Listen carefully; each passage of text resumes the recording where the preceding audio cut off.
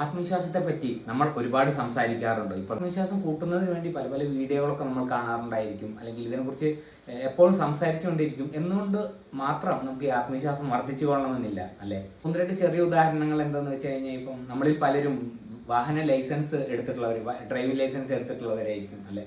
ഇപ്പോൾ എന്നാലും അവർക്ക് വാഹനം ഓടിക്കുമ്പോൾ ഒരു ടെൻഷനായിരിക്കും, അല്ലെങ്കിൽ വാഹനം ഡ്രൈവിംഗ് ലൈസൻസ് എടുത്തു വെച്ച് പിന്നെ അവർ വാഹനം കൈക്കൊണ്ട് തൊടാറുണ്ടാവില്ല, അല്ലേ?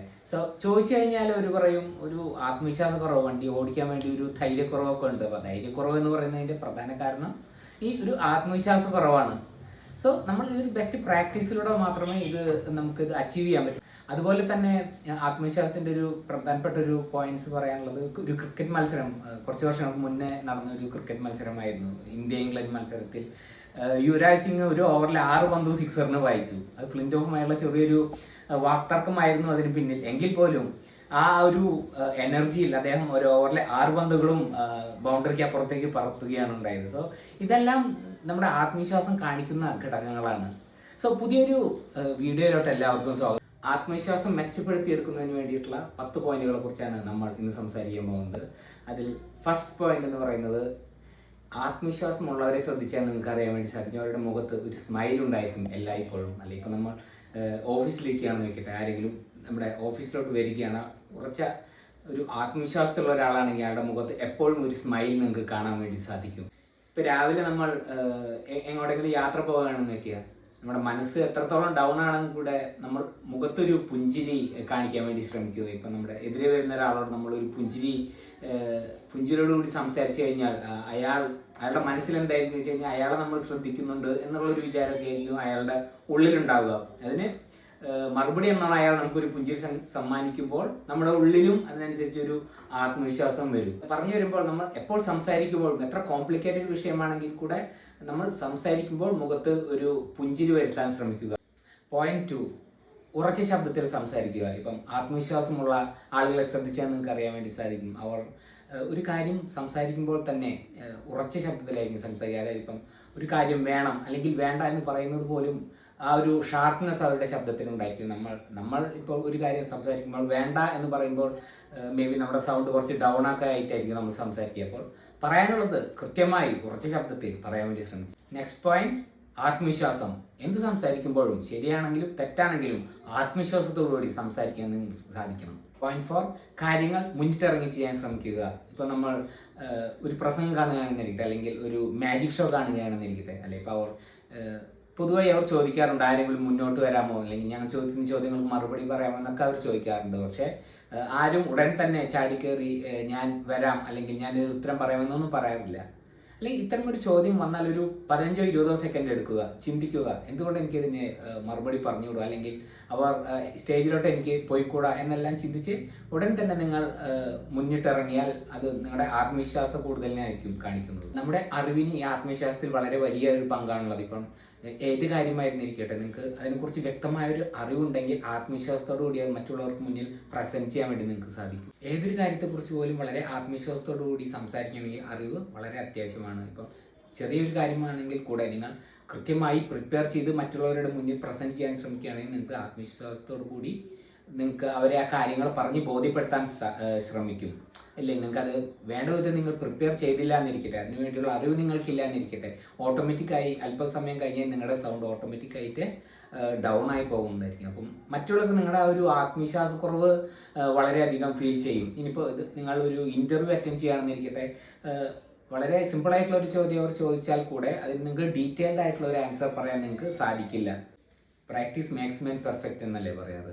എനിക്ക് കുറച്ചും കൂടി ആപ്റ്റ് ആയിട്ട് തോന്നുന്ന ഒരു വാക്ക് practice makes man more confident എന്നാണ്. ഏത് കാര്യവും വളരെ പ്രാക്ടീസ് എടുത്തുകൊണ്ട് നമുക്ക് അറ്റംപ്റ്റ് ചെയ്യാൻ വേണ്ടി ശ്രമിച്ചു കഴിഞ്ഞാൽ അതിൽ മാക്സിമം പെർഫെക്ഷൻ എന്നതിലുപരി മാക്സിമം കോൺഫിഡൻസോട് കൂടി നിങ്ങൾക്ക് അത് കംപ്ലീറ്റ് ചെയ്യാൻ വേണ്ടി സാധിക്കും. ഇപ്പം എക്സാം ആണെങ്കിലും ശരി, നിങ്ങൾക്ക് അറിയാവുന്ന ക്വസ്റ്റ്യൻ എത്രമാത്രം നിങ്ങൾക്ക് പ്രാക്ടീസ് ചെയ്ത് ആ എക്സാമിൽ നിങ്ങൾക്ക് അറ്റംപ്റ്റ് ചെയ്യാൻ ശ്രമിക്കുന്നു അത്രത്തോളം ആക്യുറേറ്റ് ആയിട്ട് നിങ്ങൾക്കത് ആൻസർ ചെയ്യാൻ വേണ്ടി സാധിക്കും. അതുപോലെ തന്നെ ഒരു സിനിമാ ഗാനം നിങ്ങൾ പാടാനായിരിക്കുകയാണ്, എത്ര നിങ്ങൾക്ക് അറിയുന്നൊരു സിനിമ ഗാനമാണെങ്കിൽ കൂടെ നിങ്ങൾ വളരെയധികം ദിവസങ്ങളെടുത്ത് പ്രാക്ടീസ് ചെയ്തുകൊണ്ട് നിങ്ങൾക്കത് പാടാൻ വേണ്ടി സാധിച്ചാൽ അത് വളരെയധികം കേൾക്കുന്നവർക്ക് തന്നെ വളരെ അധികം ഒരു സുഖമുള്ള ഒരു ഫീലിംഗ് ആയിരിക്കും. അതുകൊണ്ടാണ് പറയുന്നത് practice makes more confidence in us എന്ന് പറയുന്നത്.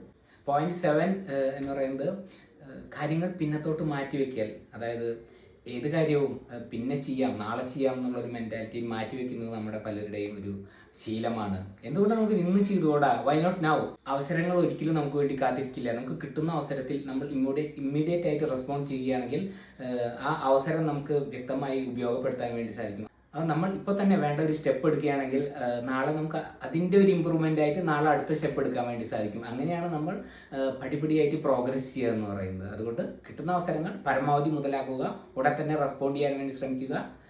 ആ ഒരു സ്റ്റെപ്പ് ഇന്ന് തന്നെ എടുത്ത് മുന്നേറുക. 0.8 മറ്റുള്ളവർ നമ്മളെക്കുറിച്ച് എന്ത് ചിന്തിക്കും എന്ന് വിചാരിച്ചുകൊണ്ട് നമ്മുടെ പല ഓപ്പർച്യൂണിറ്റീസ് നമ്മൾ മിസ്സാക്കാറുണ്ട്. നമ്മളെ അറിയാത്തവർ പോലും എന്ത് വിചാരിക്കും എന്നുള്ള നമ്മുടെ അനാവശ്യമായിട്ടുള്ളൊരു ചിന്ത നമുക്ക് കിട്ടാവുന്ന പല സുവർണാവസരങ്ങളും നമ്മളിൽ നിന്ന് തട്ടിത്തെറിപ്പിച്ചിട്ടുണ്ട്. ഞാൻ എൻ്റെ മുന്നേ തന്നെയുള്ളൊരു വീഡിയോയിൽ പറഞ്ഞ പോലെ ഇപ്പം ഒരു സ്റ്റേജിൽ കയറി നമ്മളൊരു പ്രസംഗിക്കാൻ വേണ്ടി ശ്രമിക്കുന്നിരിക്കട്ടെ. അപ്പം നമ്മുടെ മുന്നിൽ നമ്മളെ പഠിപ്പിച്ചിട്ടുള്ള അധ്യാപകരായിരിക്കും, അല്ലെങ്കിൽ നമ്മുടെ ഗുരുനാഥന്മാരൊക്കെ ആയിരിക്കാം. ഇപ്പോൾ അവർ എന്ത് ചിന്തിക്കുമെന്ന് വിചാരിച്ച് നമ്മൾ ഇത്രയും സിമ്പിളായിട്ടുള്ള ഒരു കാര്യം പ്രസൻറ്റ് ചെയ്യുന്നതിനിടയിൽ അതിനെക്കുറിച്ച് ചിന്തിക്കുകയാണെങ്കിൽ ഒരു പക്ഷേ നമ്മൾ ആ ടൈമിൽ നമ്മുടെ മനസ്സ് ബ്ലാങ്ക് ആയി പോകാം.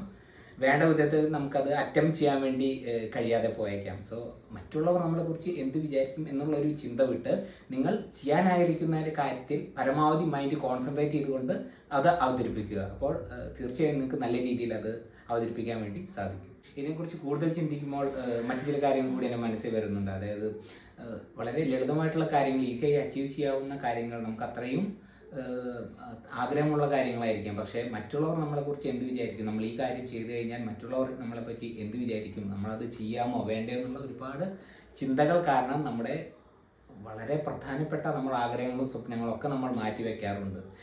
ഞാൻ ചോദിക്കട്ടെ, മറ്റുള്ളവർ എന്ത് വിചാരിച്ചു കഴിഞ്ഞാൽ നിങ്ങൾക്ക് എന്താണ്? മറ്റുള്ളവർ നിങ്ങളെക്കുറിച്ച് നല്ലതോ മോശമോ ചിന്തിക്കട്ടെ, നിങ്ങൾക്ക് ആഗ്രഹമുള്ളത് അത്രയ്ക്കും സത്യസന്ധമായിട്ടുള്ള ഒരു കാര്യങ്ങൾ ചെയ്യാൻ നിങ്ങൾ അത്രയ്ക്കും ആഗ്രഹിക്കുകയാണെങ്കിൽ അതുമായി മുന്നോട്ട് പോവുക. മറ്റുള്ളവരെ കുറിച്ച് ചിന്തിക്കേണ്ട ആവശ്യമേ ഇല്ല.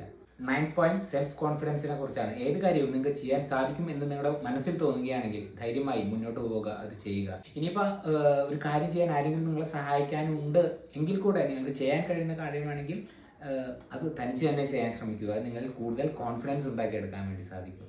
നമ്മൾ തന്നെയാണ് നമ്മുടെ കോൺഫിഡൻസ് എന്നുള്ള രീതിയിൽ കാര്യങ്ങൾ എത്തിച്ചേർക്കാൻ വേണ്ടി ശ്രമിക്കുക. അതായത് ഇപ്പോൾ ഒരു കാര്യം ചെയ്യണമെങ്കിൽ മറ്റുള്ളവരുടെ ഹെൽപ്പ്, നിങ്ങൾക്ക് അത്രയും വേണ്ടപ്പെട്ട ഒരാളുടെ ഹെൽപ്പ് അല്ലെങ്കിൽ നിങ്ങളുടെ ഫ്രണ്ട്സിൻ്റെ ഹെൽപ്പ് എല്ലാം വേണം എന്ന് വിചാരിച്ചുകൊണ്ടിരുന്നാൽ നമുക്ക് അത്യാവശ്യമുള്ള ഘട്ടങ്ങളിൽ അത് കിട്ടിയില്ലെങ്കിൽ നിങ്ങൾ മെൻ്റലി ഡൗൺ ആവാൻ സാധ്യതയുണ്ട്. അതുകൊണ്ട് ഈ ഒരു കോൺഫിഡൻസ്, എനിക്ക് സ്വന്തം ചെയ്യാൻ പറ്റും എന്നുള്ള കോൺഫിഡൻസ് നിങ്ങൾ വളർത്തിയെടുക്കുന്നതിന് വേണ്ടി എല്ലാ കാര്യങ്ങളും ഒറ്റയ്ക്ക് മുന്നിട്ടിറങ്ങി ചെയ്യാൻ വേണ്ടി ശ്രമിക്കുന്നതായിരിക്കും നല്ലത്. 10th പോയിന്റ്, അതായത് നമ്മൾ സംസാരിക്കുന്ന നമ്മുടെ ഫ്രണ്ട്സ് ആയിക്കോട്ടെ അല്ലെങ്കിൽ നമ്മുടെ റിലേറ്റീവ്സ് ആയിക്കോട്ടെ, അവരോടൊക്കെ നമ്മൾ പല കാര്യങ്ങളും സംസാരിക്കാറുണ്ട്. അപ്പോൾ നമ്മുടെ മനസ്സിൽ തന്നെ നമുക്കൊരു ഐഡിയ ഉണ്ടായിരിക്കും, ഇവരോട് ഇന്ന കാര്യങ്ങൾ പറഞ്ഞു കഴിഞ്ഞാൽ ഇവരുടെ പ്രതികരണം എങ്ങനെയായിരിക്കും നമ്മുടെ ഉള്ളിൽ തന്നെ നമുക്കൊരു ഐഡിയ ഉണ്ടാവാറുണ്ട്. സോ ചില ആളുകൾ എന്തൊക്കെ നമ്മൾ ആശയങ്ങൾ പറഞ്ഞാലും ഉടൻ തന്നെ അതിനൊരു നെഗറ്റീവ് റെസ്പോൺസ് തന്നുകൊണ്ട് നമ്മുടെ മെൻ്റലി ഡൗൺ ആയി പോകുന്ന ഒരു അവസ്ഥ ഉണ്ടാകാറുണ്ട്. സോ അത്തരത്തിലുള്ള ആളുകളെ തിരിച്ചറിഞ്ഞുകൊണ്ട് അവരോട് പരമാവധി നമ്മുടെ ആശയങ്ങളോ കാര്യങ്ങളോ ഒന്നും പറയാതിരിക്കാൻ വേണ്ടി ശ്രമിക്കുക. ഇനിയൊരു കൂട്ടം ആളുകൾ എങ്ങനെയാണെന്ന് വെച്ച് കഴിഞ്ഞാൽ അവർ നമ്മൾ പറയുന്ന ആശയങ്ങളോട് വളരെയധികം മോട്ടിവേറ്റഡ് ആയിട്ട്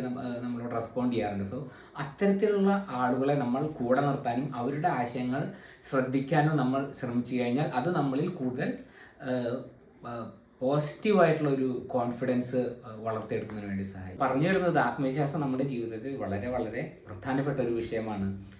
ഈ പറഞ്ഞ പോയിന്റ്സുകൾ ആത്മവിശ്വാസം വർദ്ധിപ്പിക്കുന്നതിൽ വളരെ ഇമ്പോർട്ടൻ്റ് ആയിട്ടുള്ളൊരു പങ്ക് വഹിക്കും എന്നതിൽ തർക്കമില്ല. ഉറപ്പായി ഈ കാര്യങ്ങൾ നിങ്ങൾ മനസ്സിൽ സൂക്ഷിക്കുക. ഇപ്പം ഏത് കാര്യത്തിനും മുന്നിട്ടിറങ്ങി നിങ്ങൾ ചെയ്യുകയാണെങ്കിൽ ഈ ഒരു പോയിന്റ്സ് മനസ്സിൽ വെച്ചുകൊണ്ട് അതിനനുസരിച്ച് നിങ്ങൾക്ക് ആ കാര്യങ്ങളോട് പ്രതികരിക്കാൻ സാധിച്ചാൽ ഉറപ്പായും ആത്മവിശ്വാസത്തോടു കൂടി ഏത് കാര്യത്തെയും നേരിടാൻ കഴിയുമെന്നാണ് ഞാൻ വിശ്വസിക്കുന്നത്. ആത്മവിശ്വാസത്തോടു കൂടി മുന്നോട്ട് പോവുക, ഏത് കാര്യങ്ങളെയും വളരെ ആത്മവിശ്വാസത്തോടു കൂടി നേരിടുക.